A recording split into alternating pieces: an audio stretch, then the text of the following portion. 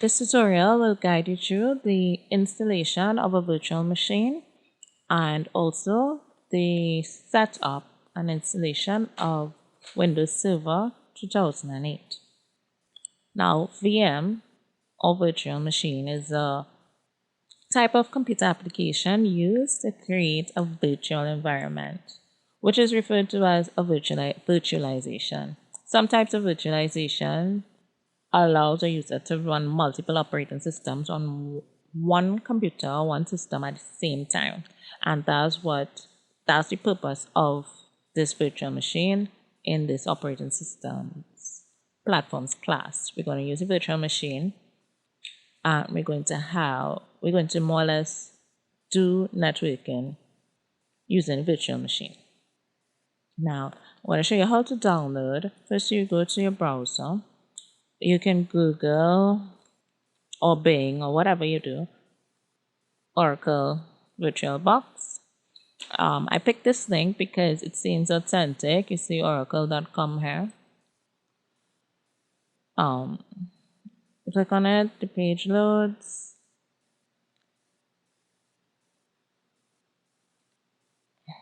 It's taking a little while.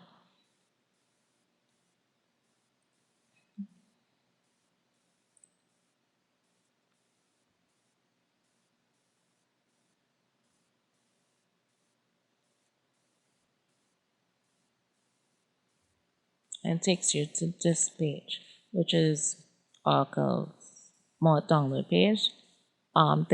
They have here the different types of software that they're offering. Right now, we're looking for the Oracle Virtual Machine VirtualBox. So we click here and they come down. They show us the different files that they offer. There are files to accommodate different platforms that have Mac OS, Windows, etc. What we downloading is for Windows, so therefore we click here. And when you click here, it will ask you if you want to save file.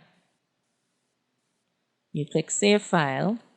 I would click Cancel because I have already downloaded, and it will be downloaded to your system.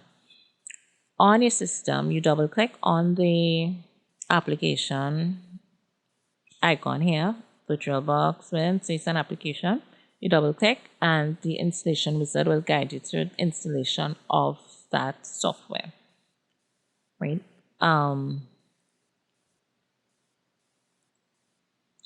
Now we will go to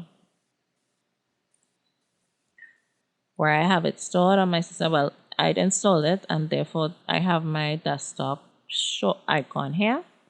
You double click on the icon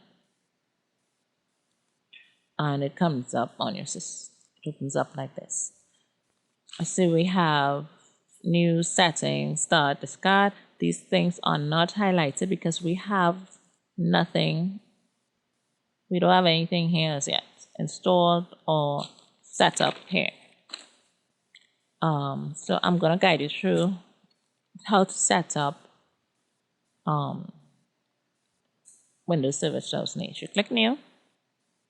You name your file so that you should be able to find it at a later date. I'll name it Win Server 2008. Microsoft Windows is the type. If you click here, you'll see that it's offering different types of operating systems. You have Mac OS and Linux, IBM. So depending on what it is you want to install, you come to the type, you select, well, we're using Windows, Microsoft Windows, and you come here and you select what version of the operating system you want to install, and we're installing Windows Server 2008, and therefore we click Windows 2008, and you click Next. Now, here is where you allocate your memory size. I'll be using the default memory, but you can increase if you like. Press Next. This is to allocate hard drive space. We're going to click Create a virtual hard drive now. There's the option Do Not and to use existing virtual hard drive. We're going to create it now. So we're going to press create. We're using VirtualBox disk image. That is the default setting. And we click next. We're going to dynamically allocate hard drive space, right? We don't want to set a fixed size. But dynamically, it would allocate space as needed. So we click next. Right. We're going to leave it at default. I think I could also go down a little bit. And we click. I think I'll go back up to my 25, which is the default setting. 25, and then you press create. And as you can see, we have Win Server 2008 here, and it's powered off. Seeing that it is here, we can now access our settings tab. So let's go into settings, then general settings, right? We come to system. Here you can, this is, well, you have your motherboard and your processor. Here you can allocate boot order. So if you want, well, floppy drives are kind of obsolete now. I haven't seen a floppy drive in a computer for years. So you can allocate if you wanted to boot from CD. This way, when you're installing an operating system and you have the CD and you insert it on boot, it would run the CD and you'll be able to install your operating system.